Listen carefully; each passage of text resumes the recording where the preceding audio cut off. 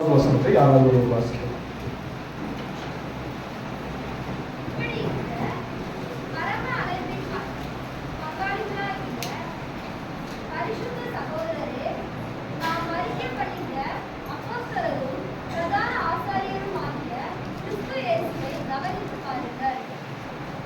இந்த வேத வசனத்தை நன்றாக கவனிங்க.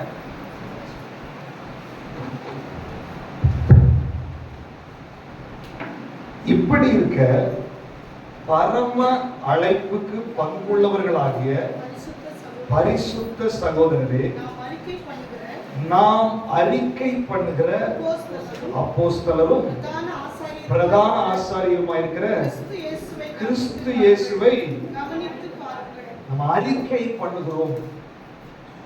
இப்ப பாடணும், நீர் ஒருவரே, நீர் ஒருவரே, நீர் ஒருவரே. யார் அவர்? இயேசு கிறிஸ்து. ஹல்லேலூயா. அப்போ நம்ம யாரை ஆராதிக்கிறோமோ, யாரை துதிக்கிறோமோ, யாரை கனப்படுத்தி கொண்டிருக்கிறோமோ, அவரை ஆராதிக்கிறதோட பாடுறதோட விட்டுறக்கூடாது. அவரை நீங்கள் கவனிக்க வேண்டும் என்று வேதம் சொல்லுகிறது.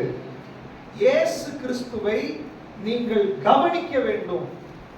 அவரை நீங்கள் கவனிக்கும் போது அவரை நீங்கள் புரிந்து கொள்ள முடியும்.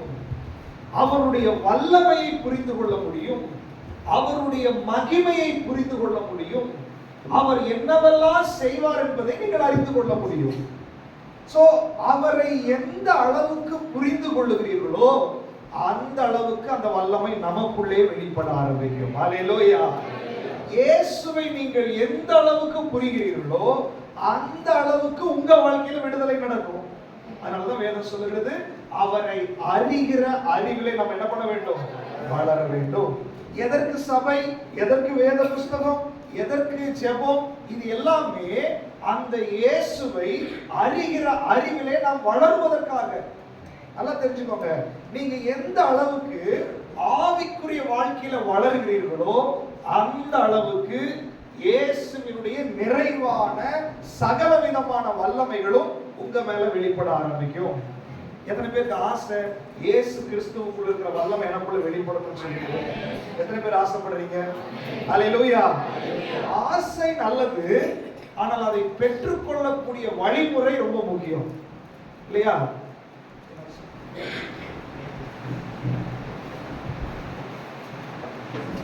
இயேசு கிறிஸ்து வல்லமை உடையவராய் இருந்தால் எல்லாரும் சுகமாக்கணும்னு சொல்லி ஆசைப்பட்டாங்க. அந்த 12 வருஷம் பெரும்பாடுள்ள அந்த ஸ்திரீ என்ன பண்ணாங்கன்னா, பிரயாசப்பட்டு போய் அவருடைய வஸ்திரத்தின் ஓரத்தை என்ன பண்ணாங்க? தொட்டார்கள். தொட்டவுடன் என்ன நடந்துச்சு? வல்லமை அவங்க மேல புறப்பட்டு வந்துச்சு. இன்னைக்கு ஆண்டவர் என்ன விரும்புறாரு அப்படின்னா, எனக்குள்ள ஒரு உயிர்த்தெழுதலின் வல்லமை இருக்கிறது, எனக்குள்ள ஜீவன் இருக்கிறது, எனக்குள்ள மகிமை இருக்கிறது, எனக்குள்ள சுகமளிக்கிற வல்லமை இருக்கிறது, எனக்குள்ள பிசாசுக்கு எதிரான வல்லமை இருக்கிறது, எனக்குள்ள அற்புதங்களை செய்கிற சக்தி இருக்கிறது. அதெல்லாம் எனக்குள்ளே வைத்துக் கொண்டு இருப்பதற்கு அல்ல, என்னுடைய பிள்ளைகளுக்கு அதை ரிலீஸ் பண்ண வேண்டும் என்று ஆண்டவர் விரும்புகிறார். ஹல்லேலூயா. அவருடைய பிள்ளைகளுக்காகவே அதை வைத்திருக்கிறார். ஆனால் எந்த பிள்ளை அவரை கவனித்து அவரை விசுவாசித்து அவருடைய வல்லமையை பெற்றுக்கொள்ள வேண்டும் என்று அவரை தொடுகிறார்களோ அப்பொழுதே இந்த வல்லமை ரிலீஸ் ஆக ஆரம்பித்துவிடும். ஹல்லேலூயா. ஹல்லேலூயா. எத்தனை பேருக்கு அவருடைய வல்லமை ரிலீஸ் ஆகணும்னு விரும்புறீங்க? சொல்லுங்க, வாய்களை திறக்கல. ஆண்டவரே, உங்களுடைய வல்லமை என் மேல வெளிப்படட்டும் ஆண்டவரே. சொல்லுங்க, நீங்க அறிக்கை பண்ணுங்க. அறிக்கை பண்ணுகிறவர் தான் இயேசு கிறிஸ்து. நீ கேளு, கொடுக்கப்படும். தட்டுங்கள், திறக்கப்படும். தேடுங்கள், கண்டடைவீர்கள். உங்க விடுதலை வேற எங்கேயும் இல்ல, உன்னுடைய சுகம் வேற எங்கேயும் இல்ல, உன்னுடைய அற்புதம் வேற எங்கேயும் இல்ல. உனக்குள்ள இருக்கிற இயேசுவுக்குள்ள அது இருக்கிறது. நீ விசுவாசித்தால் அது ரிலீஸ் ஆகும். விசுவாசித்தால் அற்புதம் நடக்கும். ஹல்லேலூயா. அப்போ இயேசுவை நம்ம கவனிக்க வேண்டும். இந்த இடத்துல சொல்லப்பட்டிருக்கிறது, அவர் நாம் அறிக்கை பண்ணுகிற அப்போஸ்தலரும் பிரதான ஆசாரியர் நம்முடைய இயேசு கிறிஸ்து. நல்லா கவனிச்சுக்கோங்க. பழைய ஏற்பாட்டில் நீங்க வாசிச்சீங்கன்னா, தேவன் மனிதனை தம்முடைய சாயலாக தம்முடைய ரூபத்தின்படியே படைத்தார். ஆதியாகமத்தில் நீங்க வாசிச்சா, நீங்கள் ஆண்டு கொள்ளுங்கள் என்று சொல்லி அவர்களை ஆசீர்வதித்தார். அடிமையாய் கடவுள் ஒருத்தனையும் படைக்கவே கிடையாது. நம்ம எதுக்கும் அடிமை எல்லாம் கிடையாது. எல்லாவற்றையும் நீங்கள் ஆண்டு கொள்ளுங்கள். ஆனால் பிசாசுக்கு கீழ்ப்படிந்து மனிதன் எப்பொழுது பாவம் செய்தானோ, இந்த ஆளுகை அவனை விட்டு போய் அடிமையாய் மாறிவிட்டான். அப்ப மனுஷன் அடிமையாகி சகல ஜனங்களும், அவனுக்கு பிறந்த பிள்ளைகள் எல்லாருமே அடிமைகளாயிட்டார்கள். பிசாசுக்கு அடிமையான உடனே பிசாசு தனக்குள் இருந்த பாவம், தனக்குள் இருந்த அருவருப்பு, தனக்குள் இருந்த எல்லா அசுத்தத்தையும் மனிதனுக்குள்ளே கடத்தி விட்டு விட்டான். நீங்க யாருக்கு அடிமையா இருக்கிறீர்களோ அவர்களை போலதான் நம்மளும் இருப்போம். ஒரு காலத்துல அவர்கள் தேவனுடைய பிள்ளைகளா இருந்தார்கள். அவர்கள் மகிமையின் சரீரத்துல ஏதேன் தோட்டத்துல ஆண்டு கொண்டிருந்தார்கள். ஆனால் என்னைக்கு பிசாசுக்கு கீழ்ப்படிந்தார்களோ, அவனுக்குள் இருக்கிற அசுத்தம், அவனுக்குள் இருக்கிற இச்சை, அவனுக்குள் இருக்கிற பாவம் மனிதனுக்குள்ளே வெளிப்பட்டு விட்டது. அப்படி ஜனங்கள் பெருகின உடனே நோவாவின் காலகட்டத்துல இந்த மனிதனை உண்டாக்கினதற்காக அவர் மனஸ்தாபப்பட்டார். இப்படி அருவருப்பா இருக்கிறானே. சோதோம் குமாராவுடைய நாட்களில அந்த காலகட்டத்துல சோதோம் குமாரா என்ற பட்டணத்தை அக்கினியும் கந்தகமும் இறங்கி அந்த பட்டணம் அழிக்கப்பட்டு விட்டது. அழிக்கப்பட்டு விட்டது. காரணம், பாவத்தினுடைய கொடூரம் மனிதனுக்குள்ளே வெளிப்பட ஆரம்பித்தது. ஆண்டவர் என்ன பண்ணார் தெரியுங்களா? இஸ்ரவேல் ஜனம் என்ற ஒரு ஜனத்தை, ஆபிரகாம் என்ற ஒரு மனிதனை தெரிந்தெடுத்து அவனுக்கு பிள்ளைகள் பிறந்தது. அந்த பிள்ளை ஈசாக்கு, அப்புறம் யாக்கோபு, அவனுக்கு 12 பிள்ளைகள். இவங்களை ஒரு தேசமாய் மாற்றி இந்த உலகம் முழுவதும் பிசாசினால் கரப்டட் ஆகி கிடக்குது. இந்த உலகத்துக்கு ஒரு விடுதலை வேண்டும். அப்படின்னா தேவன் பூமிக்கு வந்தால் ஒழிய இதுல விடுதலை நடக்காது என்று சொல்லி அவர் பூமிக்கு வருவதற்கு அவரை வர்றதுக்காக ஒரு சிஸ்டம் உருவாக்கணும், ஒரு பிளாட்ஃபார்ம் உண்டாக்கணும். அதற்காக ஒரு குறிப்பிட்ட ஜனத்தை தெரிந்தெடுத்தார். அவர்கள் பேர் இஸ்ரவேல் புத்திரர். அவங்களுக்கு ஆசரிப்பு கூடாரம் என்ற ஒரு கூடாரத்தை வழிபாட்டுக்காக ஏற்படுத்துகிறார் மோசே இருந்தபோது. அதை சொல்லும்போது பரலோகத்தில் காண்பிக்கப்பட்ட மாதிரியின்படியே பூமியில அதை செய்ய வேண்டும். நல்லா கவனிச்சுக்கோங்க. தெய்வத்துக்கும் மனுஷனுக்கும் தொடர்பே இல்லை. அப்ப மோசே மூலமா ஆண்டவர் சொல்றாரு, மோசேயை மலைக்கு கூட்டிட்டு வந்து பரலோகத்துல ஒரு ஆராதனை இருக்குது, பரலோகத்துல ஒரு பரிசுத்த ஸ்தலம் இருக்கிறது, பரலோகத்துல மகா பரிசுத்தம் உள்ள ஒரு தேவன் இருக்கிறார்.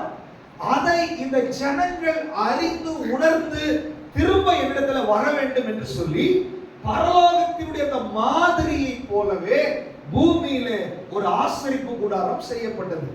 அதிலே பிராகாரம் இருந்தது, அங்கே பலிபீடம், அப்புறம் பரிசுத்த ஸ்தலம், மகா பரிசுத்த ஸ்தலம்.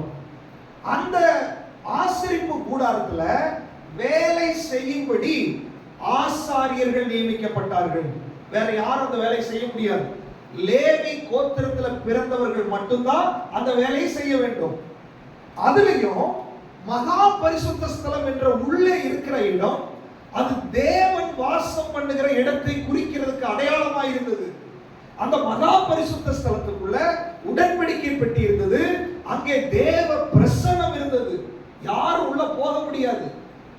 அந்த ஆசாரியர்களுக்கெல்லாம் தலைவனாயிருக்கிற மகா பிரதான ஆசாரியன் வருஷத்துக்கு ஒரு முறை ஜனங்களுக்கெல்லாம் பிராயச்சித்தம் பண்ணி, அவனுக்கும் பிராயச்சித்தம் பண்ணி, அந்த பிராயச்சித்தம் பண்ணின இரத்தத்தை எடுத்துக்கொண்டு அந்த மகா பரிசுத்த ஸ்தலத்திற்குள் போக வேண்டும்.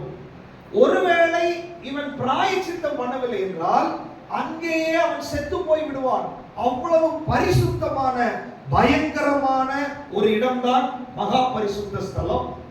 இது பரலோகத்தினுடைய பரிசுத்தத்தை வெளிப்படுத்தினது. சோ இந்த இடத்துல மகா பிரதான ஆசாரியன் என்ற ஒரு வேலைக்காரனை தேவன் நியமித்திருந்தார். எதற்காக தெரியுமா? இந்த ஜனங்கள் என்ன பாவம் செஞ்சாலும், என்ன பிரச்சனை பண்ணாலும் அவர்கள் ஓடி வந்து இந்த ஆசாரியன் கிட்ட நான் பாவம் பண்ணிட்டேன் அப்படின்னு சொன்னா அவர் சொல்லுவாரு, பாவம் பண்ணிட்டியா, பரவாயில்ல, இதற்காக ஒரு பிராயச்சித்தம் பண்ணு. உடனே ஒரு ஆடோ மாடோ அதை வெட்டி அதனுடைய ரத்தத்தை தெளித்து வேகமாக அதை கொண்டு போய் தேவ சன்னிதானத்தில் அசைவாட்டி இங்கே வந்து கதறி கொண்டிருக்கிற அந்த மனுஷனுடைய பாவத்துக்காக உடனடியாக பரிகாரம் செய்யும்படி இந்த பிரதான ஆசாரியர் அல்லது ஆசாரியர் குழு, அந்த குழு அங்கே ஏற்படுத்தப்பட்டிருந்தது. அப்ப நல்லா கவனிச்சுக்கோங்க, இந்த ஆசாரியனுடைய வேலை அல்லது பிரதான ஆசாரியனுடைய வேலை என்பது, யார் பாவத்தோடு வருகிறார்களோ, யார் சீரியஸ் கண்டிஷன்ல வர்றாங்களோ, ஒருவேளை ஒருத்தர் கொலை பண்ணி இருந்திருப்பான், கொலை பண்ணவனுடைய வீட்டுக்காரன் இவனை கொல்றதுக்காக ஓடி வருவாங்க. அவன் ஓடி வந்து ஆசாரியன் இடத்துல அடைக்கலம் புகுந்து கொள்ள வேண்டும், ஓடி வர வேண்டும். ஆசாரியன் கிட்ட வந்துட்டா அவன் இவனுக்காக பிராயச்சித்தம் பண்ணுவான் அல்லது பரிகாரத்தை சொல்லுவான். அவ்வளவுதான், அவன் தப்பிச்சிடலாம். ஒருவேளை குஷ்டரோகியா இருக்கிறாங்க, ஊருக்குள்ள விட மாட்டாங்க. ஆனா ஆசாரியன் அவனுக்கு கொஞ்சம் சொல்யூஷன் எல்லாம் சொல்லி அவன் சரியாகிற வரைக்கும் அவன் கொஞ்சம் ஊருக்கு புறம்பாக இருக்க வேண்டும். அதுக்கப்புறம் ஆசாரியன் இவன் உள்ள போலான்னு சொல்லிட்டா அவன் உள்ள வந்துடலாம். சோ ஒரு மனுஷனுடைய விடுதலைக்காக, ஒரு மனுஷனுடைய பாவ பரிகாரத்திற்காக, ஒரு மனுஷன் விடுதலையோடு வாழ்றதுக்காக எந்த நேரத்திலும் இந்த பிரதான ஆசாரியன் அந்த இடத்துல இருக்க வேண்டும். ஹல்லேலூயா. அதே நேரத்துல இந்த ஆசாரியனுடைய வேலை, வர்றவன் உனக்கெல்லாம் ஒண்ணும் பண்ண முடியாது போ அப்படின்னு சொல்லி யாரையும் நிராகரிக்கவே முடியாது. ஏன்னா தேவன் ஏற்படுத்தப்பட்டவன், அவனுடைய வேலையே என்ன அப்படின்னா, யார் வந்தாலும் சரி, எவ்வளவு பாவமா இருந்தாலும் சரி, எவ்வளவு அநியாயமா இருந்தாலும் சரி, எவ்வளவு கொடூரமானவனா இருந்தாலும் சரி, அவன் ஆசரிப்பு கூடாரத்துக்குள்ள கால் எடுத்து வச்சான்னா அவனுக்கு பரிகாரம் உண்டாயே ஆக வேண்டும். ஹல்லேலூயா. அதை வெளிப்படுத்தினார். நான் முதலே சொன்னேன், இந்த செட்டப் ஒரு நிழலாட்டம், ஒரு மாடல், அது ஒரு நிழலாட்டமாய் செய்யப்பட்டது, ஒரு உதாரணமாய் செய்யப்பட்டது. புதிய ஏற்பாட்டுக்கு வரும்போது இயேசு கிறிஸ்து பரலோகத்திலிருந்து நேரடியாய் இந்த பூமியில மனிதனாய் பிறந்து வளர்ந்து ஊழியத்தை செய்தார். பரலோகம் என்பது மகா பரிசுத்த ஸ்தலம், தேவன் வாசம் பண்ணுகிற இடம். அங்கிருந்து வந்து நம்மை போல பாடுள்ள மனுஷனாய் மனுஷ சரீரத்தில் இந்த பூமிக்கு வந்தார். இப்ப இந்த இயேசு கிறிஸ்து சகல ஜனங்களுடைய பாவத்திற்காக பிராயச்சித்தம் செய்தார். இந்த ஆசாரியன் யாராவது ஒரு தப்பு பண்ணி உள்ள வந்தாங்கன்னா அவன் தப்ப என்னன்னு கேட்டு அதுக்கு தகுந்த மாதிரி ஒரு பலியை போட்டு ஒரு பிராயச்சித்தம் பண்ணி அவனை அனுப்பிச்சு விட்டுருவான், ஒரு ஆளுக்காக, அது ஒரு குடும்பத்திற்காக.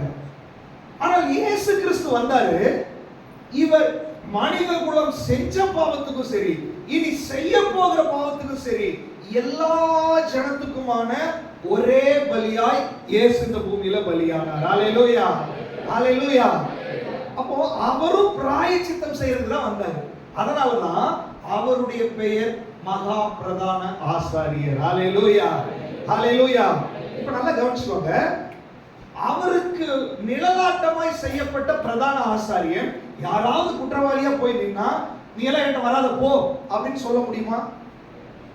சொல்லுங்களேன், சொல்ல முடியுமா? முடியாது. இல்ல நீ பண்ண பாவம் மன்னிக்கவே முடியாதுன்னு சொல்ல முடியுமா? சொல்ல முடியுமா? ஏன்னா அவனை ஏற்படுத்தினதே எதுக்கு அப்படின்னா, யார் வந்தாலும் பாவ பரிகாரம் பண்ணு, அதுக்குதான் ஏற்படுத்தினாரு. எப்பேற்பட்ட பாவம் இருந்தாலும் நீ என்ன பண்ணணும், பரிகாரம் செய்யணும். இப்ப இயேசு கிறிஸ்து சொன்னா, இவன் ஆடு மாடு கோழி இந்த ரத்தத்தை தான் பண்ணனா, அல்லது மனுஷனுக்காக ஒரு மனுஷனுக்காக பரிகாரம் பண்ணா, இவன் பரிகாரம் பண்றவனும் மனுஷன் தான். ஆனா இயேசு தேவகுமாரன் சகல ஜனத்திற்காக தன்னுடைய சொந்த ரத்தத்தை சிந்தி நித்தியமான ஒரு பரிகாரத்தை ஏற்படுத்தி விட்டார். ஹல்லேலூயா. இப்ப நான் கேட்கிறேன், இந்த சாதாரண மனுஷன் கிட்ட எப்பேற்பட்ட மனுஷன் போனாலும் பரிகாரம் வந்துச்சா இல்லையா? நீங்க சொல்றத பார்த்தா இல்ல, நான் சொல்றது உங்களுக்கு புரியுதா? இதுதான் பைபிளை படிக்கணும்னு சொல்றது. பைபிளே படிக்காம சபைக்கு வந்தா எல்லாம் எங்கேயோ கதை பேசுற மாதிரி இருக்கும். ஒன்னோட எக்ஸ்பிளைன் பண்ண அதுக்கு 2 மணி நேரம் ஆயிரும் நமக்கு. இதுக்குதான் பைபிளை வீட்டுல போய் கையில் எடுத்து வாசிங்க. வீட்டுல நீங்க பைபிள் வாசிச்சாதான் இங்க சொல்றது உங்களுக்கு மைண்ட்ல என்ன பண்ணும், போகும். இல்லைன்னா எங்கேயோ புதுசா ஏதோ கதை பேசிட்டு இருக்காரு போல இருக்கு பாஸ்டர், ஏதோ கதை நடந்துட்டு இருக்கு. கதை இல்ல, வேத புத்தகத்தில் இருக்கிறதா பேசிட்டு இருக்கு. ஹalleluya.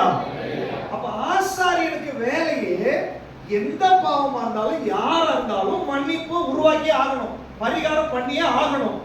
யாரு? ஆசாரியனோட வேலை. அப்ப எப்பேற்பட்ட பாவி போனாலும் அந்த பரிகாரம் கிடைக்குமா கிடைக்காதா? உறுதியா சொல்லுங்க, கிடைக்குமா கிடைக்காதா? அப்போ மனுஷன் ஏற்படுத்தின அந்த திட்டத்திலேயே அல்லது மனுஷனை கொண்டு நடந்த அந்த திட்டத்திலேயே எல்லாத்துக்கும் பரிகாரம் கிடைச்சது அப்படின்னா தெய்வமே வந்து பலியாகி நிற்கிறாரு. இங்கே எப்பேற்பட்ட பாவியா இருந்தாலும் அந்த பரிகாரம் கிடைக்குமா கிடைக்காதா? எப்பேற்பட்ட பிரச்சனையா இருந்தாலும் சொல்யூஷன் கிடைக்குமா கிடைக்காதா? ஆண்டவர் சொல்றாரு, நானே உன் பரிகாரியாகிய கர்த்தர். ஹalleluya. அப்போ இந்த இயேசு கிறிஸ்து மகா பிரதான ஆசாரியர். வாசிக்கலாமா? அதனுடைய 4ஆம் அதிகாரம் 14வது வசனத்தை வாசிங்க. 4ஆம் அதிகாரம் 14வது வசனம். வானங்களின் வழியாய் பரலோகத்திற்கு போன தேவகுமாரனாகிய இயேசு என்னும் மகா பிரதான ஆசாரியர் நமக்கு இருக்கிறபடியால். ஹalleluya. இன்னைக்கு ஆண்டவர் சொல்றாரு, உங்களுக்காக வானங்களின் வழியாய், அதாவது இந்த பூமிக்கு வந்து மரித்து தன்னுடைய இரத்தத்தை சிந்தி நமக்காய் சாபமாகி நமக்காய் பரிகாரத்தை உண்டு பண்ணி மரித்து அடக்கம் பண்ணப்பட்டு 3ஆம் நாள் உயிரோடு எழுந்து வானங்களின் வழியாய் பரலோகத்துக்கு ஏறி போன மகா பிரதான ஆசாரியராய் இருக்கிற இயேசு உங்களுக்கும் எனக்கும் இருக்கிறார். ஹalleluya. ஹalleluya. எதற்கு ஆசாரியனுடைய வேலை என்ன? ஆசாரியனுடைய வேலை என்ன? சத்தமா சொல்லுங்க. ஆசாரியனுடைய வேலை என்ன? புரியல, நீங்க சொல்றதே புரியல எனக்கு. சத்தமா சொல்லுங்க. ஆசாரியனுடைய வேலை கூட்டத்தோட எதையாவது பேசிதான் என்ன பாவமா இருந்தாலும் அதுக்கு பரிகாரம் பண்ணணும். சொல்லுங்க, ஆசாரியனுடைய வேலை என்ன? எவ்வளவு பெரிய பாவமா இருந்தாலும் அதுக்கு பரிகாரம் பண்ணியே ஆகணும் இல்லையா? எது நிழலாட்டமாய் பண்ணப்பட்ட ஒரு உதாரணமாய் செய்யப்பட்ட ஊழியத்திலேயே அதுதான் ரூல்ஸ். அப்போ ஒரிஜினலா வந்த இயேசு கிறிஸ்து இவர் சொல்றாரு, அவன் பிரதான ஆசாரியன், அவன் செத்து போயிடுவான் மனுஷன், நான் நித்திய பிரதான ஆசாரியராக இருக்கிறேன். ஹalleluya. என்றைக்கும் உள்ள பிரதான ஆசாரியரா இருக்கிறேன். அவன் ஆடு ரத்தத்தையும் கோழி ரத்தத்தையும் சிந்தினான், நான் என்னுடைய ரத்தத்தையே சிந்தி இருக்கிறேன் அப்படின்னு. ஹalleluya. அவன் பரலோகத்துக்கு நிழலாட்டமாய் இருக்கிற அந்த மகா பரிசுத்த ஸ்தலத்துக்குள்ளதான் போனார் இந்த ஆசாரியன், பழைய ஏற்பாட்டு ஆசாரியன். ஆனா நானு வானங்களின் வழியாய் பரலோகத்துக்கு ஏறி போயிருக்கிறேன். ஹalleluya. அப்ப நான் கேட்கிறேன், இந்த ஆசாரியனை விட இவர் பவர்ஃபுல்லானவரா இல்லையா? பவரா இல்லையா?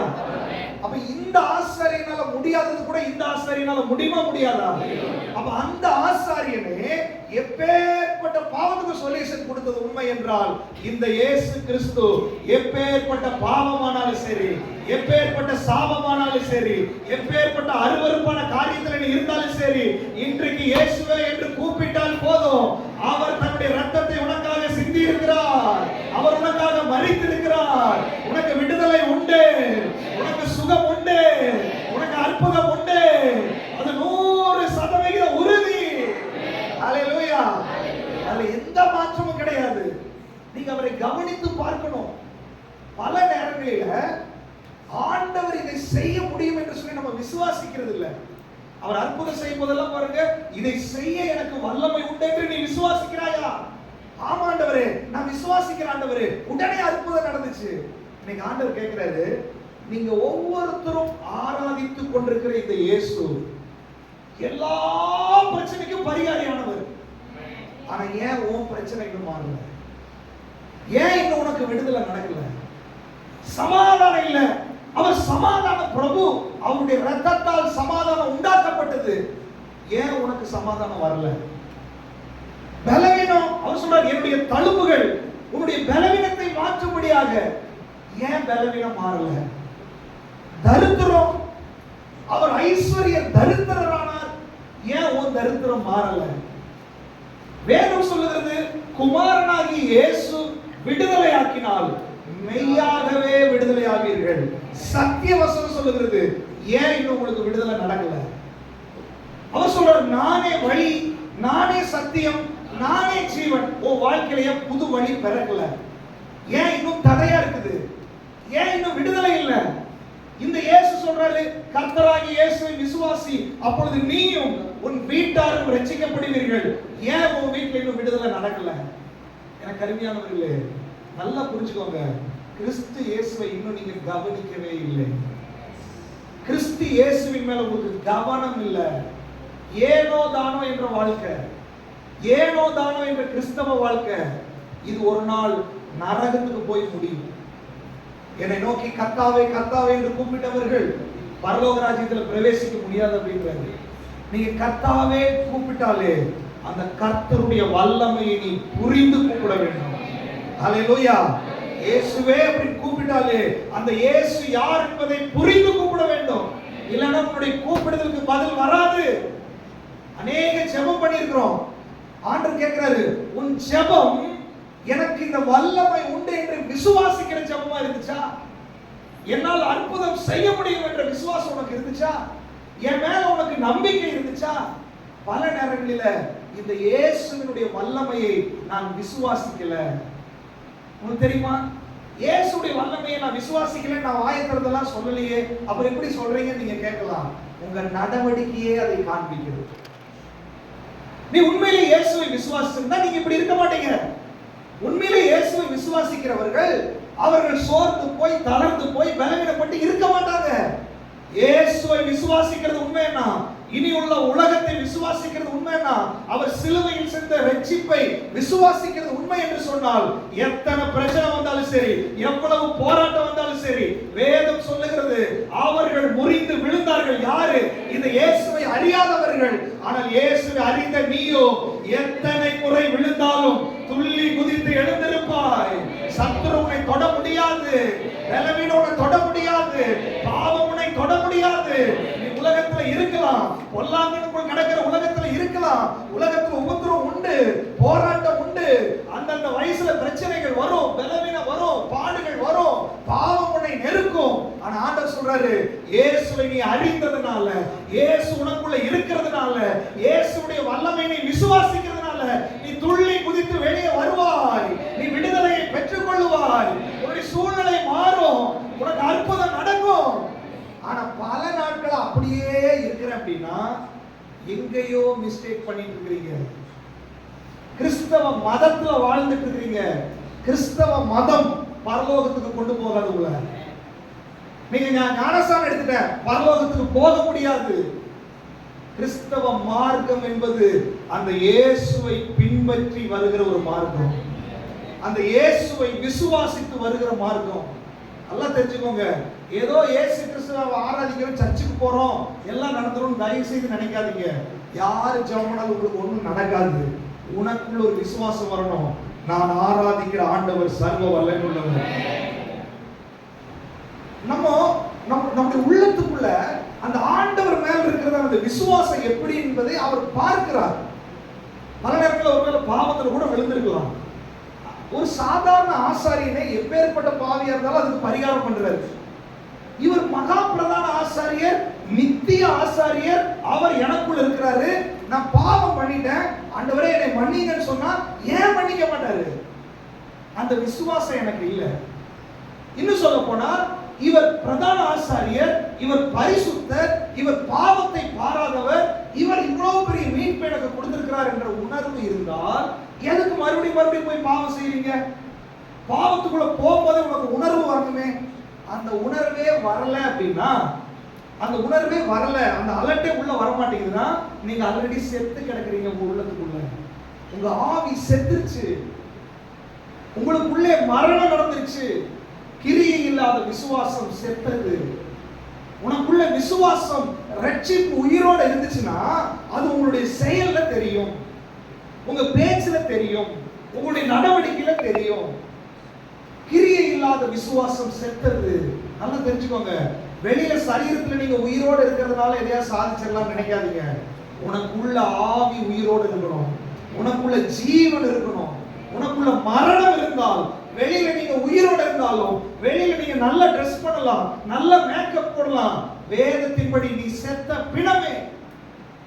என்னதான் மேக்கப் போட்டாலும் நீ வெளியில செத்து கிடக்கிறாய். ஆண்டவர் சொல்றாரு, உனக்கு உள்ள ஜீவனும் பரிபூர்ணம் உண்டாக்குறதுக்காக தான் நான் வந்தேன்.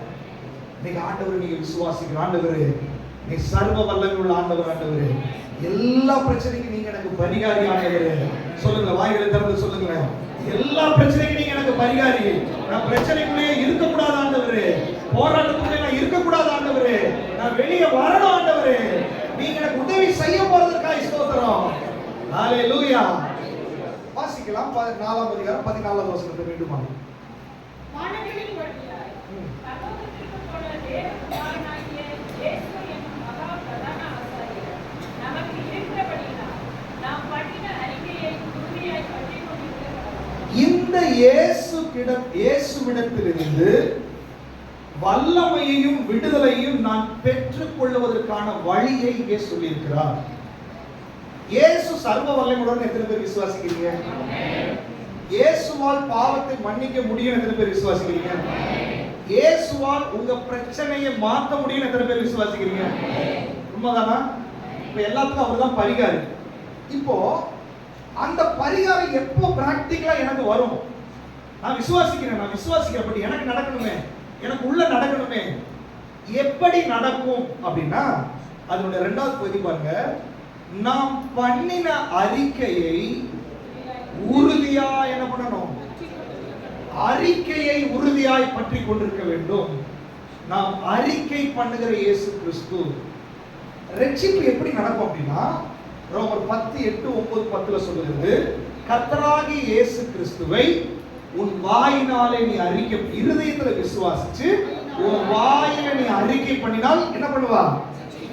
ஏன்னா இவர்தான் தெய்வம், இவர்தான் எனக்காக மரித்தார், இவர்தான் அடக்கம் பண்ணப்பட்டார், இவர்தான் உயிர் தெழுந்தார் என்று இருதயத்துல நான் விசுவாசிக்கணும்.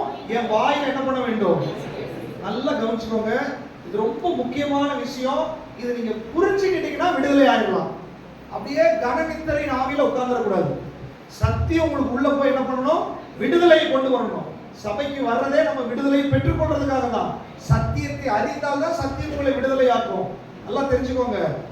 நம்ம ஆசீர்வாதம் விடுதலை அப்படின்னா பயங்கர உற்சாகம் நமக்கு வருது, உண்மைதான். ஆனா அதை பெற்றுக்கொள்ளக்கூடியதான ஃபார்முலாவை நீங்க தெரிஞ்சிருக்க வேண்டும். ஹalleluya, ஹalleluya. எப்போதுமே பார்வையாளர்களாவே இருக்கணுமா, நீங்க மற்றவங்களுக்கு விடுதலை கொடுக்கணுமா? அப்படின்னா நீங்க விடுதலை பெற்றுக்கொள்றதுக்கான ஃபார்முலாவை என்ன பண்ணணும்? பிடிச்சு கொள்ளணும். இப்போ இயேசுவுடைய விடுதலையும் வல்லமையும் சுகமும் ஆரோக்கியமும் பாவ மன்னிப்பும் எனக்கு எப்ப வரும்? அந்த அம்மா வஸ்திரத்தின் ஓரத்தை தொட்டாங்க இல்லையா, வல்லமை ரிலீஸ் ஆச்சு இல்லையா? அப்ப எனக்குள்ள எப்ப வல்லமை ரிலீஸ் ஆகும் அப்படின்னா, நான் செய்கிற அறிக்கையை உறுதியாய் பிடித்திருக்க வேண்டும். அப்படின்னா என்ன அர்த்தம்னா, நான் அறிக்கை செய்வதில் தவறக்கூடாது. உறுதியாய் பிடிச்சிருக்கணும்னா அதை நான் திரும்ப திரும்ப செய்யணும், அதுல உறுதியா இருக்கணும். அப்படின்னா இயேசுவை நான் ரட்சிக்கப்படும் போது நான் இருதயத்துல விசுவாசிக்கிறேன், வாயில அறிக்கை பண்றேன், இவர்தான் தெய்வம், இவர்தான் ரட்சகர், இவரால் தான் பாவ மன்னிப்பு, இவர் எனக்காக ரத்தம் சிந்தினார், இதை அறிக்கை பண்றேன். அதுக்கப்புறம் டெய்லி இதுவே சொல்லிட்டு இருக்கணுமா? இல்ல இல்ல, டெய்லியும் நீங்க அவருடைய வல்லமை உங்க வாயில உச்சரிக்க வேண்டும். அதற்காக தான் நிறைய சிஸ்டத்தை ஆண்டவர் நமக்கு ஏற்படுத்தி இருக்கிறார். பாடல்கள் அப்படின்ற ஆண்டவரை துதிக்கக்கூடிய பாடல்களை நமக்கு கொடுத்திருக்கிறார் ஆண்டவர். பாடல்கள் யாரை குறிக்கிறது? யாரை மகிமைப்படுத்துகிறது? அப்போ உங்க வாயை திறந்து பாட வேண்டும். அநேகர் வாயை திறக்கிறதே இல்லை. நீங்க அறிக்கையை உறுதியாய் பிடித்திருக்க வேண்டும். உனக்கு விடுதலை நடக்கணும்னா, உனக்கு அற்புதம் நடக்கணும்னா, உன்னுடைய வாயை திறந்து இந்த ஆண்டவரை மகிமைப்படுத்த வேண்டும். பர்த்திமை குருடன், இயேசுவே தாவீதின் குமாரனே எனக்கு இறங்கு என்று பக்கத்தில் இருக்கிறவன சொல்ல சொன்னானா? இவன் சொன்னானா? அவன் சொன்னான், அவனுக்கு விடுதலை நடந்துச்சு. நல்லா தெரிஞ்சுக்கோங்க, நீங்க வாயை திறந்தால் உங்களுக்கு விடுதலை நடக்கும். உங்க மனைவி பாடுறதுனால உங்களுக்கு விடுதலை நடக்காது. உங்க கணவர் பாடுறதுனால உங்களுக்கு விடுதலை நடக்காது. உங்க பிள்ளைகள் துதிக்கிறதுனால உங்களுக்கு விடுதலை நடக்காது. இவர் இரட்சகர், இவர் பரிகாரி, இவர் மகா பிரதான ஆசாரியர், இவரால் எல்லாம் முடியும். ஆனால் உனக்கு நடக்கணும்னா உன் வாய் திறக்கப்பட வேண்டும். ஹalleluya, ஹalleluya. வாயை திறந்து பாட வேண்டும். ஆண்டவரே உம்முடைய மகிமைக்காய் ஸ்தோத்திரம், உம்முடைய நாமம் வல்லமை உள்ளது. பாடல்கள்ல நிறைய அர்த்தங்கள் இருக்கிறது. அது நீங்க பாடுறது சும்மா மேலோட்டமா பாடுறது இல்ல. நிறைய பேர் பாட்டு பாடுறாங்க, எப்படி இப்ப தூக்க மயக்கத்திலேயே பாட்ட பாடுறாங்க. தூக்க மயக்கத்துல பாடுறது இல்ல, உள்ளத்தில் உணர்ந்து பாட வேண்டும். ஹalleluya. நீங்க மயக்கத்துல பாடினா அது சும்மா பாடிட்டே இருக்கலாம். 10 பாட்டு பாடினாலும் விடுதலை நடக்காது. ஆனால் நீ உணர்ந்து பாடினால் அந்த பாடல் வரிகளிலே சொல்லப்படுகிற வார்த்தை உனக்குள்ளே வெளிப்பட ஆரம்பிக்கும். ஹalleluya. நீ எதை பாடுகிறாயோ அந்த வல்லமை உனக்குள்ளே வெளிப்பட ஆரம்பிக்கும். எதை துதிக்கிறாயோ அந்த மகிமை உனக்குள்ளே வெளிப்பட ஆரம்பிக்கும். எந்த நாமத்தை உச்சரிக்கிறாயோ அந்த நாமத்துடைய வல்லமை உன்னுடைய வீட்டிலே இறங்கி வரும். இருளின் அதிகாரங்கள் வெளியேற ஆரம்பித்து விடும். நோயின் கட்டுகள் எல்லாம் உடைய ஆரம்பிக்கும். தரித்திரம் விலக ஆரம்பிக்கும். கர்த்தருடைய மகிமை வீட்டில இறங்க ஆரம்பிக்கும். ஹalleluya, ஹalleluya. எத்தனை பேர் விசுவாசிக்கிறீங்க? இந்த நாமத்தில் ஜெயம் உண்டு, இந்த நாமத்தில் வல்லமை உண்டு, இந்த நாமத்தில் ஜெயம் உண்டு, இந்த நாமத்தில் ஆனது. இந்த பாட்டு வார்த்தை பாருங்க. இந்த நாமத்தில் ஜெயம் உண்டு, இந்த நாமத்தில் சுகம் உண்டு, இந்த நாமத்தில் வல்லமை உண்டு. எந்த நாமம்? இத பாடும்போது நீங்க உண்மையிலே விசுவாசிங்க. அவருடைய வல்லமை நீங்க பாடும்போது வல்லமை வெளிப்படும். அவருடைய சுகத்தை பாடும்போது சுகமளிக்கிற வல்லமை வெளிப்படும். அவருடைய ஜெயத்தை பாடும்போது நீங்கள் ஜெயத்தை பெற்றுக் கொள்கிறீர்கள். ஹalleluya. எத்தனை பேர் பாட போறோம்?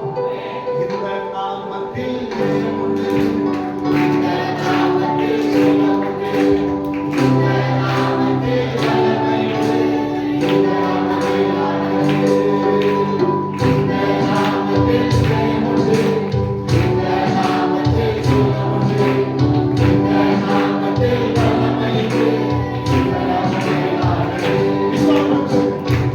எல்லாரும் இந்த நாமத்தை சொல்லி உங்க வாயில மூளையில இல்ல, ஏதோ பாட்டுக்காக பாடாதீங்க. எனக்கு அந்த வல்லமை வேணும் ஆண்டவரே, எனக்கு அந்த சுகம் வேணும் ஆண்டவரே, எனக்கு அந்த விடுதலை வேணும் ஆண்டவரே. அது இயேசு என்ற ஒரே நாமத்துல தான் இருக்குது. அவரே பரிகாரி, அவரே ஆசாரியர், அவர் ஒருவரால் தான் விடுதலை. எத்தனை பேர் விசுவாசிக்கிறீங்க? எல்லாரும் கரங்களை தட்டி பாடலாமா? இந்த நாமத்தில் ஜெயம் உண்டு, இந்த நாமத்தில் சுகம் உண்டு, இந்த நாமத்தில் வல்லமை உண்டு, இந்த நாமத்தில் ஆனது, இந்த நாமத்தில் ஜெயம் உண்டு, இந்த நாமத்தில் சுகம் உண்டு, இந்த நாமத்தில் வல்லமை உண்டு, இந்த நாமத்தில் ஆனது. இந்த நாமம் ஒரே ஒரு நாமம், இந்த நாமம்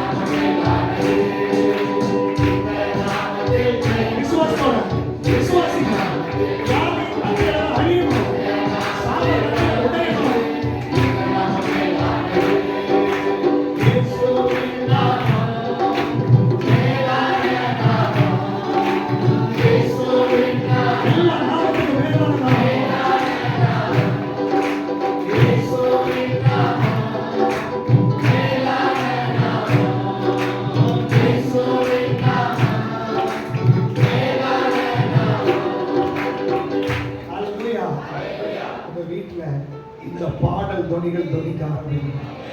பவுலை சீலாவை கொண்டு போய் சிறைச்சாலைக்குள்ள கொண்டு வச்சுட்டாங்க. இந்த சிறைச்சாலையில இந்த நாமத்தை அவர்கள் பாடி துதித்தார்கள். சத்துரு உங்களை சிறை வச்சிருக்கிறானா, உங்க குடும்பத்தை சிறை வச்சிருக்கிறானா, வெளியே வர முடியாதபடி கட்டி வைத்திருக்கிறானா, செயல்பட முடியாதபடி முடக்கி வைத்திருக்கிறானா, பலவீனம் என்ற கட்டை வைத்திருக்கிறானா, உங்களுக்குள்ள சாப கட்டுகள் இருக்கிறதா, பிசாசின் மந்திர தந்திரங்கள் இருக்கிறதா? எனக்கு அருமையானவர்களே, எப்பேற்பட்ட பிரச்சனையா இருந்தாலும் ஒரே மருந்து இயேசு என்ற நாமம். அந்த நாமத்துக்கு எப்பேற்பட்ட பிரச்சனையை உடைக்கக்கூடிய வல்லமை உண்டு, எப்பேற்பட்ட சாபத்தை உடைக்கக்கூடிய வல்லமை உண்டு, எப்பேற்பட்ட தரித்திரத்தை உடைக்கக்கூடிய வல்லமை உண்டு, எப்பேற்பட்ட பிசாசையை ஓட்டக்கூடிய வல்லமை உண்டு. அவர் உனக்குள்ளே மகிமையை நம்பிக்கையா இருக்கிறார். உன்னுடைய வாயை திற, நீ அவரை மகிமைப்படுத்து, அவரை துதி. சிறைச்சாலை கதவுகள் திறக்கும், எரிகோ கோட்டைகள் உடையும். அதை அறிக்கை செய். பாடல்கள்ல அறிக்கை நடக்கிறது. அப்போ பாட்டு என்பது சும்மா ஏதோ பண்றதுக்கு இல்ல, அது அறிக்கையாய் மாற வேண்டும். அது வரிகள் உனக்கு விடுதலையை கொண்டு வர வேண்டும். ஏதோ பாட்டு கிடையாது. என்னை விடுதலை செய்கிற பாடல்களை நான் பாட வேண்டும். அவரை உயர்த்துகிற பாடலை நான் பாட வேண்டும். அல்லேலூயா. இன்று முதல் உங்க வீட்டுல பாடல்லையே விடுதலை நடக்க ஆரம்பிக்கும், பாடல்லையே அற்புதம் நடக்க ஆரம்பிக்கும். நீங்க பாடும் போது உங்க அட்மாஸ்பியர்ல சத்துருவின் கிரியைகள் அழிய ஆரம்பிக்கும். ஏன்னா இந்த நாமத்துக்கு அவ்வளவு வல்லமை உண்டு. அல்லேலூயா. வேத வசனங்களை வாசிக்கிறோம், அதுவும் அறிக்கை. வசனத்தை அறிக்கை செய்கிறேன் இல்லையா? நீங்க சங்கீத வாசம் உன்னதமான 91 சங்கீதம் என்ன வசனம்? உன்னதமானவரின் மறைவில் இருக்கிறவர். இது சும்மா இல்ல, இது அறிக்கை இல்லையா? நான் அவருடைய நிழலில் தங்கி இருக்கிறேன் அப்படின்னா என்ன அர்த்தம்? யாருக்கு நான் அதை சொல்றேன்? ஏ பிசாசே, நான் மறைஞ்சிருக்கிறது சர்வ வல்லவருடைய நிழல்ல. நீ என்னை தொட முடியாது, பாதையின் கூடாரத்தை அணுகாது, பொல்லாப்பு எனக்கு நேரிடாது, சத்துரு என்னை தொட முடியாது இல்லையா? அந்த அதிகாரத்தை பாருங்க.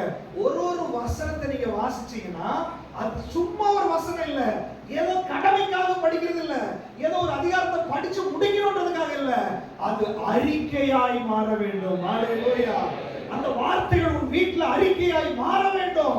உன்னுடைய வீட்டுல அந்த வசனம் நிரம்பட்டும் இயேசுவின் நாமத்துல. நீ அதை அறிக்கை பண்ணும்போது உன்னுடைய வீடு முழுவதும் வார்த்தையால் நிறைய ஆரம்பிக்கும். அந்த வார்த்தைக்குள்ள வல்லமை உண்டு, அந்த வார்த்தைக்குள்ள ஜீவன் உண்டு. அந்த ஆத்மாவில் ஆவியில கணுக்கல்ல அது ஊனை உருவ குத்தி இருதயத்தின் யோசனைகளை வகையறுத்து நீ வேதத்தை வாசிச்சு முடிக்கும் போது உன் டென்ஷனை வெளியே எடுத்து போட்டு விடும். நீ வேதத்தை வாசிக்கும் போது உன் சரீரத்துல சுகம் உண்டாகி விடும். நீ வேதத்தை வாசிக்கும் போது உனக்கு ஹீலிங் பவரை நீ அனுபவிப்பார். வேதத்தை வாசித்து முடிக்கும் போது உன் வீட்டுல அற்புதத்தின் தூதர்கள் இறங்கி வருவார்கள். அல்லேலூயா. தூதர்களுக்கு கட்டளையிடுவார், அவர்கள் தங்கள் கைகளிலே உன்னை ஏந்தி கொண்டு போவார்கள் என்று வசனத்தை நீங்க வாசிக்கும் போது உங்களுக்கான தூதர்கள் அங்கே பிரத்யட்சமா இறங்கி வருவார்கள். உங்க பிள்ளைகளுக்கான தூதர்கள் இறங்கி வருவார்கள். அவர்கள் வாகனத்துல போகும்போது பாதுகாப்பு உண்டாகும். ஆக்சிடென்ட் ஸ்பிரிட் வர முடியாது, ரிப்பேரிங் ஸ்பிரிட் வர முடியாது. ஆபத்துகள் உங்களை தாண்டி போக ஆரம்பித்து விடும். அல்லேலூயா. வசனம் அறிக்கையாய் மாற வேண்டும். அது இயேசுவை அறிக்கை பண்ணுகிறதா வசனம். அடுத்தது ஜெபம், அது ஒரு அறிக்கை. நீங்கள் எதை பாடினீர்களோ, எதை வாசித்தீர்களோ அதை உங்க வாயில சொல்லி, ஆண்டவரே நீ சொன்னீர் அல்லவா, நீ செய்ததற்காய் ஸ்தோத்திரம். அதான் ஜெபம். ஆண்டவரே எங்க பிள்ளைகளுக்கு ஞானத்தை கொடுக்க உங்களால முடியும் ஆண்டவரே. அறிக்கை அது. ஆண்டவரே நீர் எங்க குடும்பத்தை பாதுகாக்க போறதற்காய் ஸ்தோத்திரம். அறிக்கை. ஆண்டவரே எங்க குடும்பத்தை நீங்க விடுதலை ஆக்கினதற்காய் ஸ்தோத்திரம். அறிக்கை. எதை அறிக்கை செய்கிறாயோ அதை நீ அறுவடை செய்ய ஆரம்பிப்பாய். ஹalleluya. ஹalleluya. தெரிஞ்சுக்கோங்க, அவர் மகா பிரதான ஆசாரியர். என்ன பிரச்சனைக்கு அளவு சொல்யூஷன் இருக்குது. ஆனால் அந்த மகா பிரதான ஆசாரியர்கிட்ட இருந்து அந்த வல்லமை வெளிப்பட வேண்டும் என்றால் என்னுடைய அறிக்கையை உறுதியாய் பற்றி இருக்க வேண்டும். ஹalleluya. அந்த பாடல்கள், உங்களுடைய ஜெபம், உங்களுடைய வேத வசனம், அதுவே உங்களுடைய விடுதலையின் ஆதாரமாய் இருக்கிறது. பிசாசுக்கு தெரிஞ்சுதான் உங்களை பாட விட மாட்டான், உங்களை வேதத்தை தொட விட மாட்டான், ஜெபிக்க விட மாட்டான். இந்த 3 விஷயத்துல நீங்க பிளாக்கா இருக்கிறீங்கன்னு சொன்னால் நீங்க ஆல்ரெடி தேவனை விட்டு தூரம் போய்விட்டீர்கள் என்று அர்த்தம். உங்களால பாட முடியல. நாங்க சென்னையில போயிருந்தோம். பல நாட்கள் ஒரு சிஸ்டர் ஜெபம் பண்ணோம். அவங்க பிரச்சனை என்னன்னா, எனக்கு பைபிள் படிக்க முடியாது, படிக்க தெரியாது, படிக்க முடியாது. அவளே சொல்லிட்டேன், படிக்க முடியாது, எனக்கு தெரியாது. ஸ்கூலுக்கு போயிருக்கா, படிக்கிற அளவுக்கு ஞானம் இருக்குது, ஆனா எனக்கு படிக்க தெரியாது, படிக்க தெரியாது. பிசாசு பிளாக் பண்ணி வச்சிருக்கான். ஆனா இந்த முறை போகும்போது நான் பைபிளை படிக்க ஆரம்பித்து விட்டேன். அடுத்த முறை வரும்போது இன்னும் அதிகமா நான் படிச்சு சொல்லுவேன் உங்ககிட்ட. அப்ப பாருங்க, பல வருஷமாய் படிக்க முடியாதுன்னு சொல்லி பிசாசு கட்டி வைத்திருந்தான். ஆனா ஆண்டவர் கட்டை அவிழ்த்து, நீ படிமகளே, படிச்சாதான் உனக்கு விடுதலை, நீ பாடினாதான் உனக்கு விடுதலை, நீ துதிச்சாதான் உனக்கு விடுதலை, நீ ஜெபிச்சாதான் உனக்கு விடுதலை. காய்ச்சல் வந்துருச்சு, டாக்டர்கிட்ட போய் மாத்திரை வாங்கிட்டு வச்சுட்டோம். மாத்திரை செல்ஃப்லயே இருக்கிற வரைக்கும் உங்களுக்கு விடுதலை நடக்குமா? ஏதோ நடக்கிற மாதிரி உட்கார்ந்துருக்கீங்க. மாத்திரை செல்ஃப்ல இருக்கிற வரைக்கும் உங்களுக்கு விடுதலை நடக்குமா? சாப்பாடு அந்த சட்டிலேயே இருக்கிற வரைக்கும் உங்க பசி ஆகுமா? அப்ப நீங்க என்ன பண்ணணும்? அதை எடுத்து உட்கொள்ள வேண்டும். ஆண்டவர் சொல்றாரு, உன்னுடைய விடுதலை இந்த வேதத்தில் இருக்கிறது, உன்னுடைய விடுதலை இயேசுவுக்குள் இருக்கிறது, உன்னுடைய அற்புதம் அவரிடத்தில் இருக்கிறது. நீ கையை நீட்டி எப்பொழுது எடுத்து புசிக்கிறாயோ அப்பொழுது நீ திருப்தி ஆவாய். நீ எப்பொழுது புசிக்கிறாயோ அப்பொழுது நீ சுகமடைவாய். நீ எப்பொழுது புசிக்கிறாயோ அப்பொழுது விடுதலை அடைவாய். நீ எப்பொழுது புசிக்கிறாயோ அப்பொழுது உன் வாழ்க்கை திருப்தியாகும், உன் குடும்பம் திருப்தியாகும், அற்புதம் உனக்கு நடக்க ஆரம்பித்து விடும். ஹல்லேலூயா, ஹல்லேலூயா. அவர் மகா பிரதான ஆசாரியர். இதான் சீக்ரெட். அவர்கிட்ட இருந்து வாங்கி கொள்ளுவது.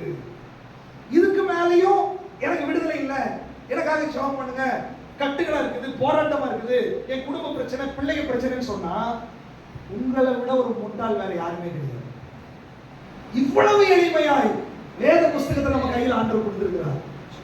இது ஏதோ நமக்காக சொல்ல, எத்தனையோ கோடி ஜனங்களுடைய வாழ்க்கையில இந்த வேதமும் வார்த்தையும் விடுதலையை கொடுத்தது உண்மை என்றால், எத்தனையோ பேருக்கு அற்புதத்தை செய்தது உண்மை என்றால், எத்தனையோ பேருக்காக தேவன் தம்முடைய வல்லமையை இறக்கி கொண்டு வந்தது உண்மை என்றால், எத்தனையோ பேருக்கு இன்றும் இயேசு விடுதலை கொடுத்து கொண்டிருக்கிறார் என்றால், உனக்கு ஏன் கொடுக்க மாட்டேங்கிறாரு?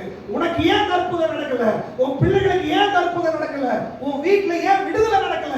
அது உன்னுடைய நிர்விசாரம். ஆண்டவர் சொல்றாரு, உன்னுடைய நிர்விசாரத்துக்கு ஆண்டவர் வர மாட்டார். உன்னுடைய நிர்விசாரத்துக்கு இல்ல, தாகம் வர வேண்டும். எத்தனையோ பேர் வந்தாங்க, சகேயு, இந்த இயேசுவை நான் பார்க்க வேண்டும். எப்படி ஆகி இந்த இயேசுவை நான் பார்க்கணும்? அவன் சூழ்நிலையை பார்க்கல, மரத்துல ஏறினா. இயேசுக்கு அந்த தாகம் புரிஞ்சது. அவர் சொல்றாரு, நான் உங்க வீட்டுல தங்க வேண்டும் என்றார். யாருக்கு தாகம் இருக்கிறதோ, யாருக்கு வாஞ்சை இருக்கிறதோ, முதலாவது தேவ ராஜ்யம், வசனம், ஜெபம், சபை, ஆராதனை, இதற்கு நான் முக்கியத்துவம் கொடுப்பேன். அவர் சமூகம் தான் எனக்கு முக்கியம். இதற்கு யார் முக்கியத்துவம் கொடுக்கிறார்களோ, உங்களுடைய வாஞ்சையை சபையில் இருக்கிறவங்க பார்த்து ஒரு பிரயோஜனம் இல்லை, பரலோகத்தில் இருக்கிற தேவன் அதை பார்ப்பார். என் பிள்ளைக்கு வாஞ்சை இருக்கிறது, என் பிள்ளைக்கு வேகம் இருக்கிறது, என் பிள்ளைக்கு தாகம் இருக்கிறது. உன்னுடைய தாகத்தை போக்கும்படி கர்த்தருடைய வல்லமை இறங்கி வர ஆரம்பிக்கும். ஹல்லேலூயா. அற்புதங்களை நீ பார்ப்பாய், அதிசயங்களை நீ பார்ப்பாய். இயற்கைக்கு அப்பாற்பட்ட வல்லமை உனக்கு நடக்கும். அவரால் செய்ய முடியாத அற்புதம் எதுவுமே கிடையாது.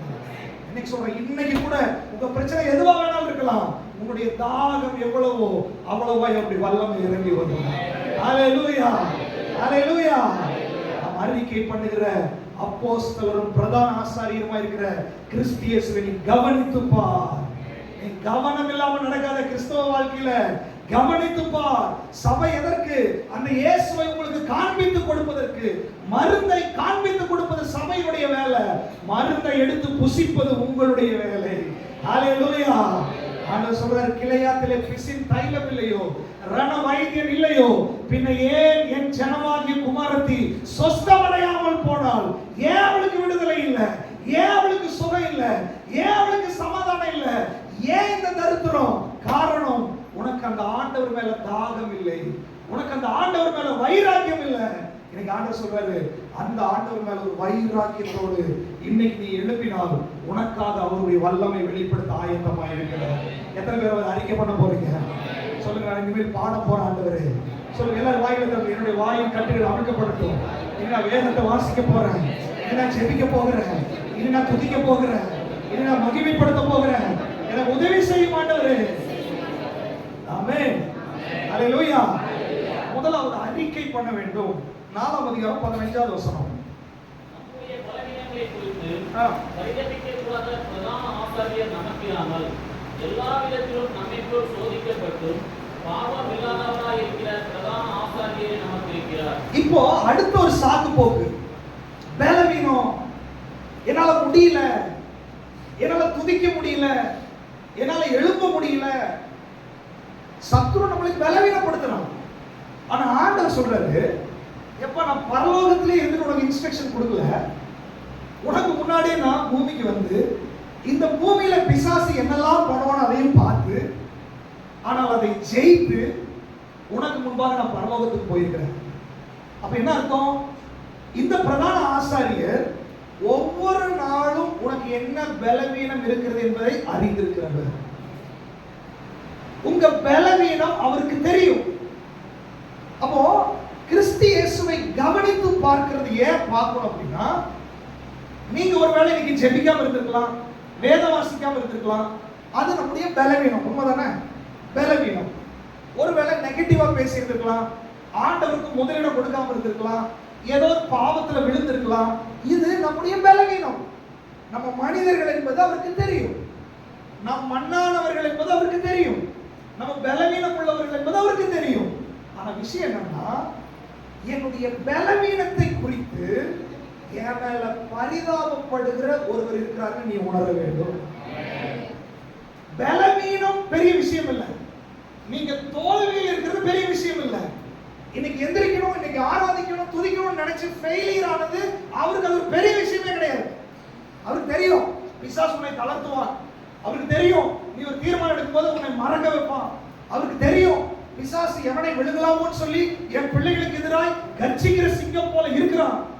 அவருக்கு தெரியும் இன்னைக்கு சந்தோஷமா இருந்தீங்கன்னா நாளைக்கு புருஷன் பொண்டாட்டிக்குள்ள சண்டையை கொண்டு வரணும், அவனுக்கு தெரியும். இதெல்லாம் அவருக்கு தெரியும். ஆனா ஆண்டவர் என்ன எதிர்பார்க்கிறார் அப்படின்னா, உன்னுடைய பலவீனத்தை குறித்து எப்போதும் பரிதபிச்சுட்டு இருக்கிறனே, என்ன நீ ஏன் மறந்து போற? உனக்கு ஒரு பலவீனம் வரும்போது, உனக்கு ஒரு போராட்டம் வரும்போது பலப்படுத்துகிற என்னையே நீ விசுவாசிக்க மாட்டேங்கிற. பவுல் சொல்றாரு, நான் பலவீனனா இருக்கும்போது பலவானா இருக்கிறேன். ஏன்? நான் பலவீனப்படும் போது கிறிஸ்துவினுடைய வல்லமை என் மேல வந்து தங்குகிறது. நான் எப்பெல்லாம் பலவீனப்படுறனோ, நல்லா கவனிச்சுக்கோங்க, எப்பெல்லாம் உங்களுக்கு பலவீனம் வருகிறதோ அப்போ பிரதான ஆசாரியர் இருக்கிற இயேசு நமக்காக உயிரை கொடுத்திருக்காரு இல்லையா? இப்போ உங்க குடும்பம் பலவீனமா இருக்குது, அவர் என்ன நினைக்கிறார் தெரியுமா? அவன் இதுவரை பெற்றுக்கொண்டதை விட அதிக ஒரு வல்லமை அவனுக்கு நான் கொடுக்கணும் அப்படின்னு சொல்லி நீங்க பலவீனப்படும் போது அவர் ஆயத்தம் உள்ளவராய் இருக்கிறார். ஆனா விஷயம் என்னன்னா, பலவீனப்பட்டு நான் குப்புறப்படுத்துகிறேன் ஒழிய, ஆண்டவரே என்னால முடியலப்பா, என்னை பலப்படுத்தும்படி உங்களுடைய கிருபை எனக்கு கொடுங்க ஆண்டவரே சொல்லுங்க. அவருடைய உயிர்த்தெழுதலின் வல்லமை உங்க மேல வெளிப்படாது.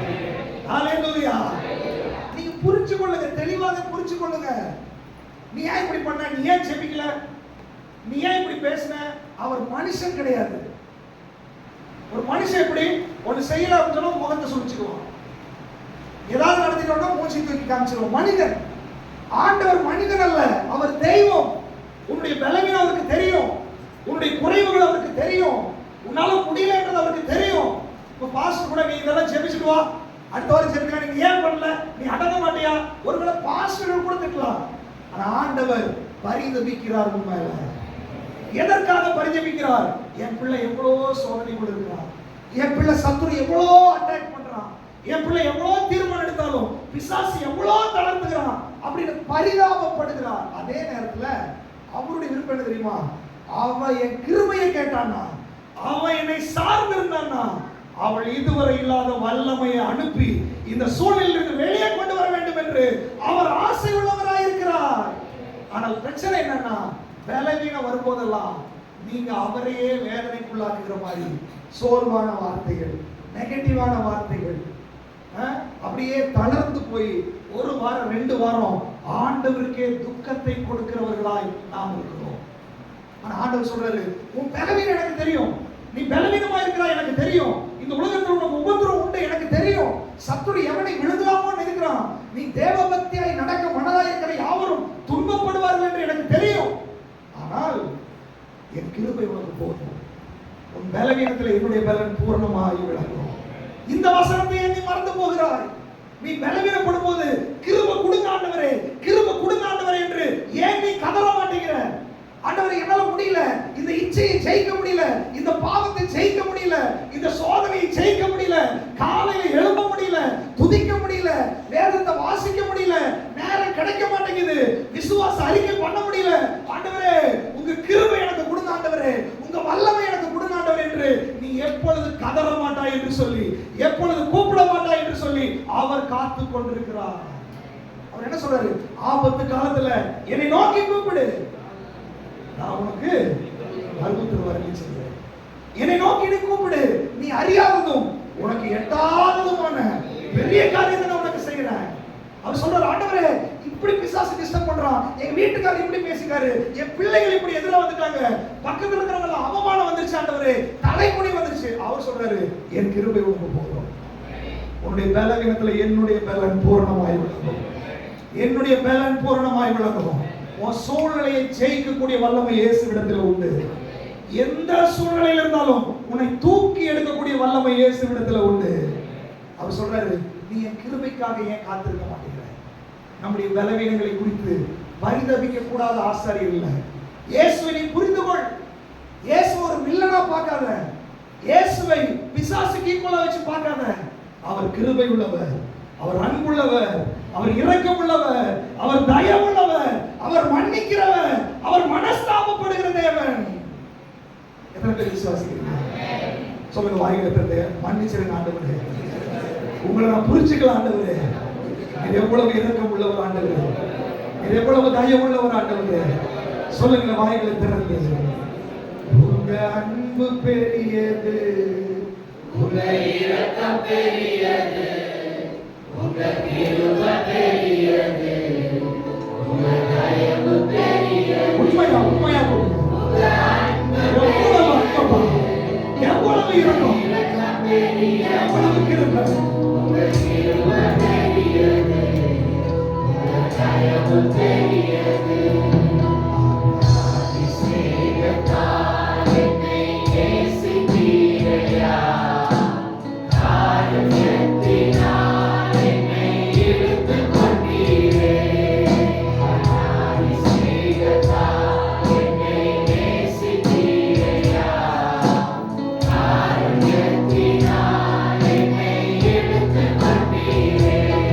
உங்க அன்பு பெரியது, உங்க இரக்கம் பெரியது, உங்க கிருபை பெரியது, உங்க தயவு பெரியது. உங்க அன்பு பெரியது, உங்க இரக்கம் பெரியது, உங்க கிருபை பெரியது, உங்க தயவு பெரியது. ஆண்டவருடைய ஒரே ஒரு வருத்தம் என்ன தெரியுமா? என் பிள்ளைங்க என்னுடைய இரக்கத்தை புரிஞ்சுக்கவே இல்லை. என் பிள்ளைங்க என்னை ஒரு வில்லனாவே பார்த்துட்டு இருக்காங்க. நான் எவ்வளவு தயவு உள்ளவர் என்பதை அவங்க புரிஞ்சுக்கல. தாவீது அதை புரிஞ்சிருக்காரு. எவ்வளவோ பாவம் செஞ்ச உடனே ஆண்டவர் சமூகத்தில் போய், ஆண்டவரே சுத்த இதயத்தை சிருஷ்டி. எவ்வளவு தைரியம் பாருங்க.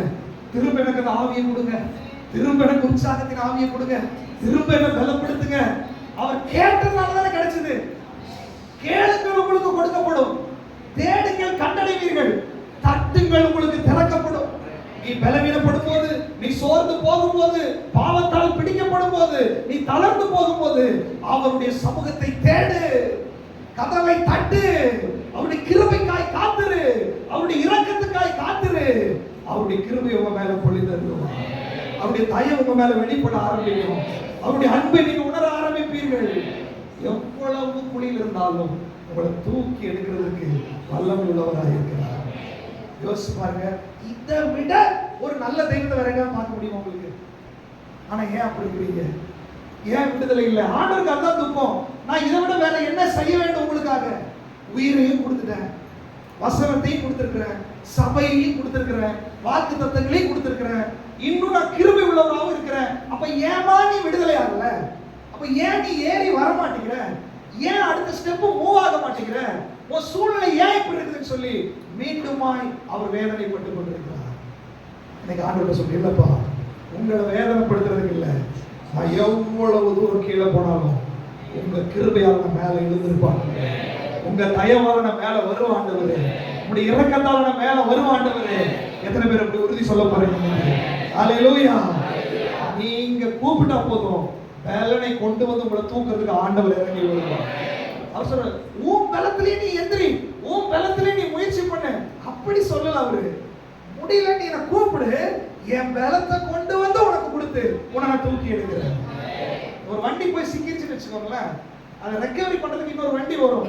அவன் வந்துட்டு எப்படி அப்படியே ஆக்சிலேட்டர் கூட கீரை போடு, வா வா அப்படி சொல்ல மாட்டான்.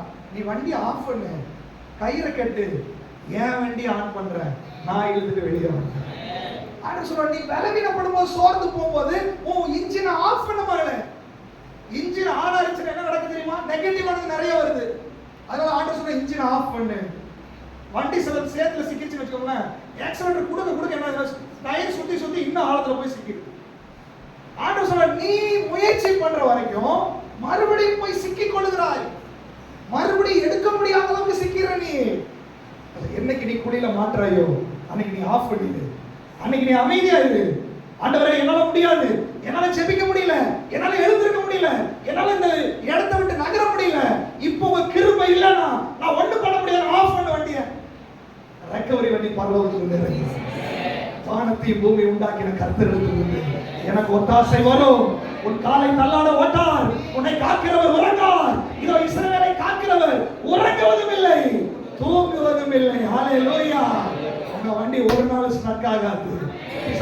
பிசாசே ஒருவேளை ஸ்ட்ரக் ஆகலாம், ஆனால் ரெக்கவரி பண்றதுக்கு என்னுடைய ஆண்டவர் இறங்கி வருவார். ஹல்லேலூயா, ஹல்லேலூயா. அவருடைய கிருபை உங்களுக்கு போதுமானதாக இருக்கிறது. மூன்றாவதாக வாசிக்கலாம் 16வது வசனம். ஆதலால் நாம் அந்த இரக்கத்தை பெறவும்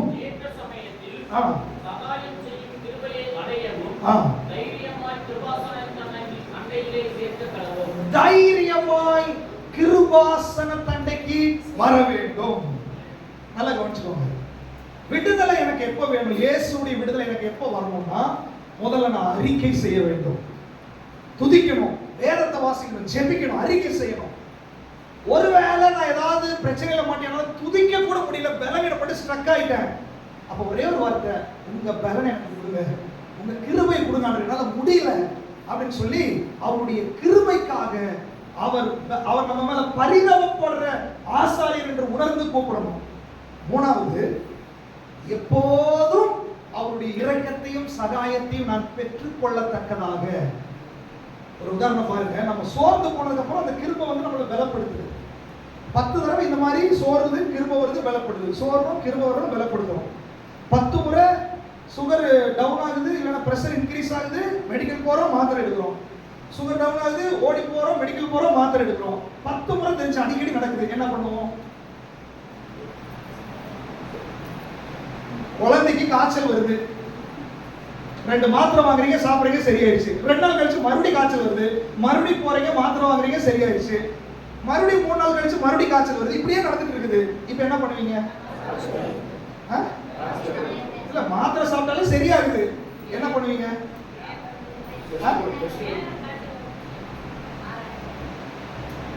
ரொம்ப அட்வான்ஸா திங்க் பண்றீங்க. அப்போ பிரச்சனை வருது, மருந்து அங்க இருக்குது, அப்போ போய் வாங்கிட்டு, இப்போ சரி இன்னும் உங்களுக்கு புரியுற மாதிரி சொல்றேன். 5 கிலோ அரிசி வாங்குறோம், கெஸ்ட் வந்துட்டாங்க, 10ல போய் 2 கிலோ எக்ஸ்ட்ரா வாங்கிட்டு வந்தோம். ஓகே, சாப்பிட்டோம். நாளைக்கு மறுபடியும் சாமிக்கிற கெஸ்ட் வந்துட்டாங்க, 10ல மறுபடியும் 2 கிலோ எக்ஸ்ட்ரா வாங்கிட்டு வரோம். இப்படியே 4 நாள் நடந்துச்சு. 5ஆவது நாள் என்ன முடிவு எடுப்பீங்க? அவ்வளவுதான் புரிஞ்சிச்சு. அப்போ அடிக்கடி எனக்கு தேவைப்படும் போது ஸ்டாக் வைக்கணும்னு ஒரு முடிவுக்கு வருவேன். கரெக்டா? ஒரு மூட்டை வாங்கிட்டு வச்சுட்டா பிரச்சனை இல்லை. அதேதான் ஆண்டவர் சொல்றார். நீ பலவீனப்படும் போது, பாவப்படும் போது ஆண்டவர் சொல்றாரு, என்ன நாமத்தை அறிக்கை பண்ணு. அடுத்தது, உன்னால ஸ்ட்ரக் ஆகி நிக்கிறியா? அவருடைய பலனுக்காக, அவர் கிருபை உள்ளவர், அன்புள்ளவர், அவரை கூப்பிடு. இதெல்லாம் எக்ஸ்பீரியன்ஸ் ஆயிடுச்சுல, அப்ப தெரிஞ்சிருச்சு எப்ப வேணாலும் பிரச்சனை வரும், எப்ப வேணாலும் ரெக்கவரி பண்ணணும், எப்ப வேணாலும் கெஸ்ட் வரும். அரிசி ஸ்டாக் இருக்கணுமா வேண்டாமா? பேலன்ஸ் ஸ்டாக் இருக்கணுமா வேண்டாமா? கிருபை ஸ்டாக் இருக்கணுமா வேண்டாமா? அதுக்கு தான் 3வது வசனம் சொல்லுது, அவருடைய கிருபாசன தண்ணிக்கு போய் போதும். ஹalleluya.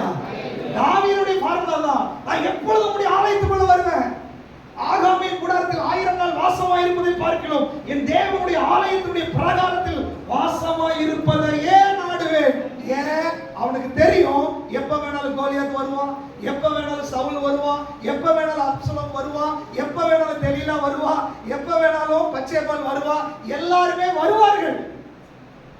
அப்ப விழுந்து விழுந்து எழுந்துச்சு எக்ஸ்பீரியன்ஸ் ஆன உடனே இப்போ அவனுக்கு புரிஞ்சிச்சு, எனக்கு டைம் கிடைக்கும் போதெல்லாம் போய் கிருபையை ஸ்டாக் வச்சுக்கிறேன், எனக்கு டைம் கிடைக்கும் போதெல்லாம் அவருடைய பலனை பெற்றுக் கொள்கிறேன், எனக்கு டைம் கிடைக்கும் போதெல்லாம் வசனத்தை நிரப்புகிறேன், எனக்கு டைம் கிடைக்கும் போதெல்லாம் ஆராதிக்கிறேன், எனக்கு டைம் கிடைக்கும் போது அந்நிய பாஷையில ஜெபிக்கிறேன், எனக்கு உள்ளான மனுஷன் எதையும் தாங்கக்கூடிய வல்லமையை பெறுகிற வரைக்கும் அவருடைய பாதத்துக்கு நான் போகிறேன்.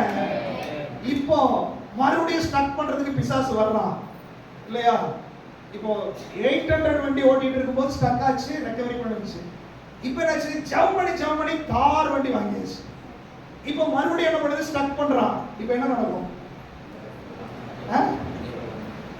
இப்போ பிசாசு டே, இப்போ நான் 800 இல்ல, இப்போ அப்கிரேட் ஆயாச்சு, இப்போ தார் ராக்ஸ் எவ்வளவு சேர இருந்தாலும் பிச்சுட்டு நான் வெளியே வந்துடுவேன். ஹalleluya. ஒரு காலத்துல டவுனா இருந்தீங்க, பிரச்சனை வரும்போது பாஸ்டர் கூப்பிடுற, பிரச்சனை வரும்போது ஜெபம் பண்றது, பிரச்சனை வரும்போது ஆண்டவர். ஒரு காலகட்டத்துக்கு அப்புறம் நம்ம வண்டி அப்டேட் ஆகுது. எப்பேற்பட்ட மலையா இருந்தாலும் சரி, எப்பேற்பட்ட சேரா இருந்தாலும் சரி, எப்பேற்பட்ட குழியா இருந்தாலும் சரி, பிசாசே நீ வா, என் வண்டி எங்கேயும் நிக்காது இனிமேல். ஹalleluya. தைரியமாய் கிருபாசன தண்டைக்கு வரணும்.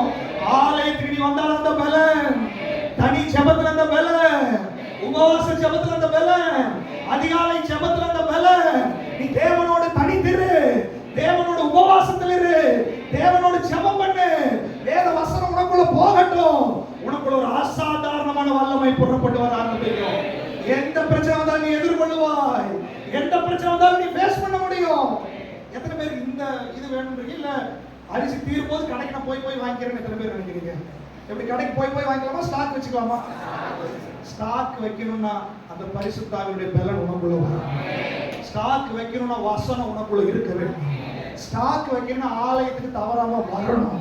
ஸ்டாக் வைக்கணும்னா அதிகாலை ஜெபத்துக்கு வரணும். ஸ்டாக் வைக்கணும்னா ஜெபத்துக்கு வரணும். ஸ்டாக் வைக்கணும்னா வெள்ளிக்கிழமை உபவாச ஜெபம் நடக்குது, அதுக்காவது ஓடி வரணும். இதெல்லாம் உங்களையும் அறியாமல் உங்க உள்ளான மனுஷனை பலனுடையவனாய் மாற்றிக் கொண்டிருக்கோம். ஹalleluya. பலனுடையவனாய் மாற்றிக் கொண்டிருக்கோம்.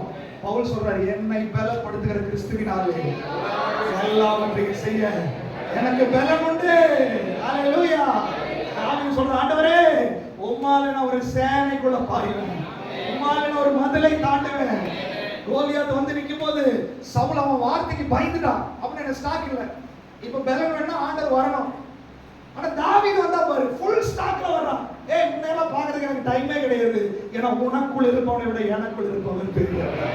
உன்னுடைய 4 நாள் பிள்ளைகளை நீங்கள் தேவனால் உண்டாயிருந்து அவர்களை ஜெயித்தீர்கள், ஏனெனில் உலகத்தில் இருக்கிறவனை விட,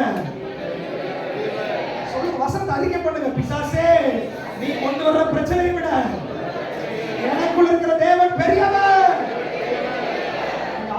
என்ன பிரச்சனை சொல்லி டிஸ்கஸ் பண்ணனும் நினைச்சீங்களோ அது இப்பொழுதே மாறிவிட்டது.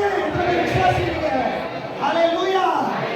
சொல்லுங்க, பிசாசே நான் பாஸ்டர்ட்ட போய் சொல்றதுக்கு முன்னாடியே, அவர் ஆலோசனை சொல்றதுக்கு முன்னாடியே பிரதான ஆசாரியர் எனக்குள்ளே வந்து விட்டார், வல்லமை எனக்குள்ள வந்து விட்டது, விடுதலை எனக்குள்ள வந்து விட்டது. பாஸ்டர் சொல்ல வேண்டிய அவசியம் இல்லை, உன்னை எப்படி டீல் பண்ணணும் எனக்கு தெரியும். இயேசுவின் நாமத்தில் எனக்குள் இருப்பவர் பெரியவர், எனக்குள் இருப்பவர் பெரியவர். ஹalleluya. இதுதான் ஆண்டவர் விரும்புகிறார். ஒரு பவர் பேக்கேஜா வாங்கணும்னு விரும்புகிறார். 800 கார்ல நீங்க தார் ராக்ஸா மாற வேண்டும் விரும்புகிறார், டொயோட்டா ஃபார்ச்சுனரா மாறணும் விரும்புகிறார், அப்டேட் ஆக வேண்டும் என்று விரும்புகிறார். ஹalleluya. இதெல்லாம் நடக்கணும்னா எப்பொழுதும் அவரை கவனித்து பார்க்கணும். அவர் தான் அந்த வல்லமை நமக்கு கொடுக்கிறவர். அவர் தான் அந்த கிருபை நமக்கு கொடுக்கிறவர். அப்படியே கண்களை ஆண்டவரை நோக்கி பார்க்கலாம். Thank you father. ஆண்டவரை சொல்லுங்க, ஆண்டவரை எங்களுக்கான இந்த வாரத்துக்கான பலனை கொடுங்கப்பா, இந்த மாசத்துக்கான பலனை கொடுங்க ஆண்டவரே.